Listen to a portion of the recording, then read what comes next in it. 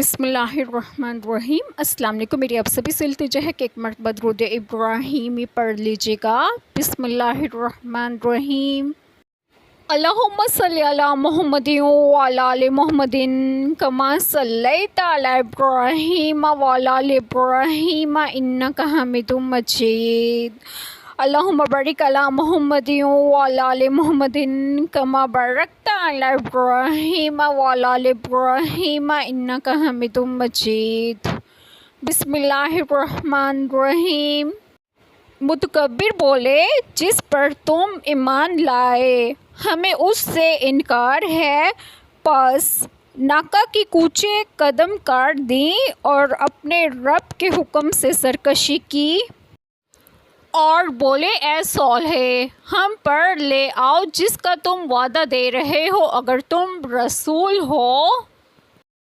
بسم اللہ الرحمن الرحیم۔ آج جو بات میں آپ لوگوں سے ڈسکس کروں گی وہ یہ ہے کہ اس پہلی آیت کریمہ میں ہے کہ متکبر بولے جس پر تم ایمان لائے ہو ہمیں اس سے انکار ہے، ہم تو اس کے منکر ہیں۔ دنیا کی محبت اور دولت و قوت کے نشے سے اللہ تعالیٰ محفوظ رکھے کہ وہ انسان کی آنکھوں کا پردہ بن جاتے ہیں اور وہ بدیہی چیزوں کا انکار کرنے لگتا ہے۔ اور اس سے اگلی آیت کریمہ میں ہے کہ پس قوم سمود نے ناکہ کی کوچے قدم کاٹ دیں اور اپنے رب کے حکم سے سرکشی کی اور بولے اے صالح علیہ السلام ہم پر لے آؤ وہ عذاب جس کا تم وعدہ دے رہے ہو اگر تم رسول ہو۔ قوم سمود اس اونٹنے کی وجہ سے ایک تکلیف میں مبتلا تھے اور چاہتے تھے کہ کسی طرح یہ ہلاک ہو جائے، مگر خود ایسی حرکت کرنے سے ڈرتے تھے کہ خدا تعالیٰ کا عذاب آ جائے گا۔ شیطان کا سب سے بڑا وہ فریب جس میں مبتلا ہو کر انسان اپنی ہوش و عقل کھو بیٹھتا ہے وہ عورت کا فتنہ ہے۔ قوم کی دو حسین و جمیل عورتوں نے یہ بازی لگا دی کہ جو شخص اس ناکہ کو قتل کر دے گا ہم اور ہماری لڑکیوں میں سے جس کو چاہے وہ اس کی ہے۔ قوم کے دو نوجوان مصطح اور قذار اس نشے میں مدہوش ہو کر اس ناکہ کو قتل کرنے کے لیے نکلے اور ناکہ کے راستے میں ایک پتھر کی چٹان کے پیچھے چھپ کر بیٹھ گئے۔ جب ناکہ سامنے آئے تو مصطح نے تیر کا وار کیا اور قذار نے تلوار سے اس کی ٹانگیں کاٹ کر قتل کر دیا۔ قرآن کریم نے اسی کو قوم سمود کا سب سے بڑا شقی اور بدبخت قرار دیا ہے کیونکہ اس کے سبب پوری قوم عذاب میں گرفتار ہو گئی۔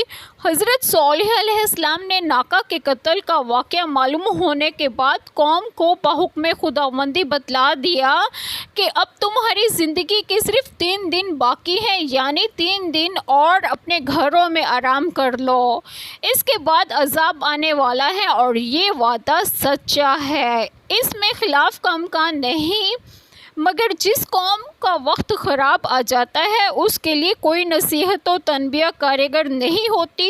حضرت صالح علیہ السلام کے اس ارشاد پر بھی ان بدبخت لوگوں نے مذاق اڑانا شروع کیا اور کہنے لگے اے صالح علیہ السلام تو اس عذاب کو لے آ جس کا تو ہم سے وعدہ کرتا ہے اگر تو واقعی رسولوں میں سے ہے۔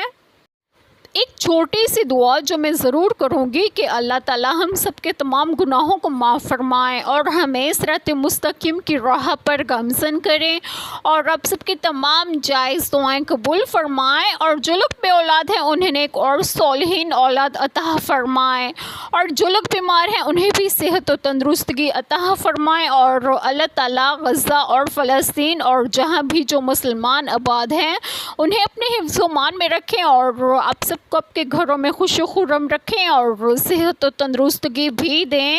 آمین۔ جزاک اللہ خیر۔